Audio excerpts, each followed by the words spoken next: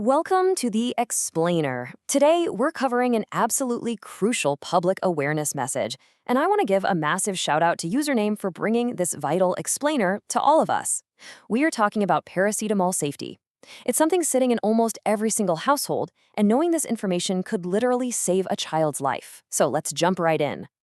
It sits quietly in our bathrooms, our kitchens, maybe even our purses. It's honestly so common that we kind of forget it's a serious drug. But ask yourself this critical question. What actually happens if a child gets their hands on it and takes way too much? The answer demands our immediate attention and our absolute respect. To answer that, we're going to walk through these fantastic, highly detailed pediatric guidelines put together by Dr. Awesome. This brilliant infographic gives us a crystal clear, step-by-step roadmap of exactly what the risks are, what to look out for, and the precise medical actions you need to take. Section 1. The hidden household danger. Look, paracetamol is perfectly safe when you use the right dose, but taking too much, that causes severe liver injury. And for a tiny child, that can quickly become life-threatening. The margin for error here is way smaller than most parents realize. Section 2. When to be concerned. You've got to suspect an overdose if a child swallows multiple tablets or goes over the recommended dose. But here is a really sneaky one: combining medicines. Tons of over-the-counter cold and flu remedies secretly contain paracetamol. Giving a normal dose plus a cold medicine is a huge, dangerous double dose. Also, be on super high alert if you just don't know how much they swallowed or if they somehow got into adult-strength medication. Section 3. Monitoring the silent symptoms.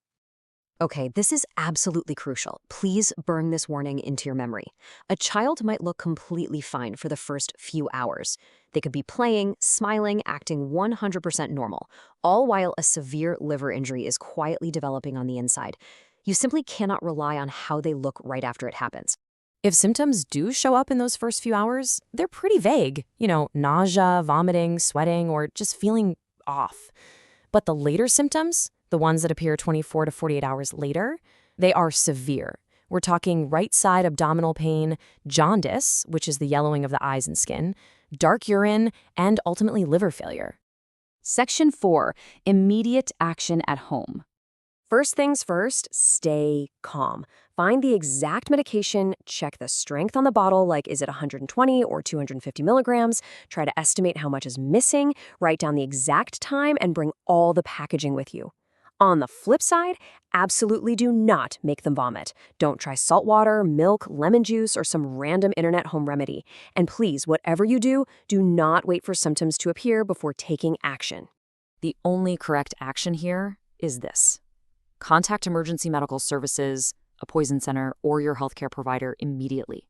Pick up the phone right now. Don't even hesitate. Section 5. Hospital care and antidote.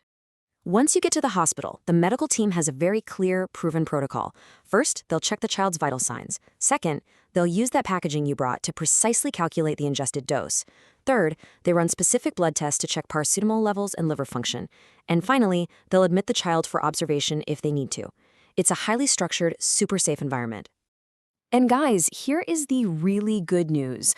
Hospitals actually have an antidote called N-acetylcysteine, or NAC for short. It is highly effective at preventing liver damage. What's amazing about NAC is that it can work even if you get to the hospital late, but obviously, the sooner they get it, the better. Section 6. Preventing accidental ingestion. So how do we stop this from ever happening? These are your physical barriers. Always store medicines high up and completely out of sight. Make sure you're using child-resistant containers. Keep meds in their original boxes so you never mix them up. And please strictly use proper measuring tools, not just a random spoon from your kitchen drawer.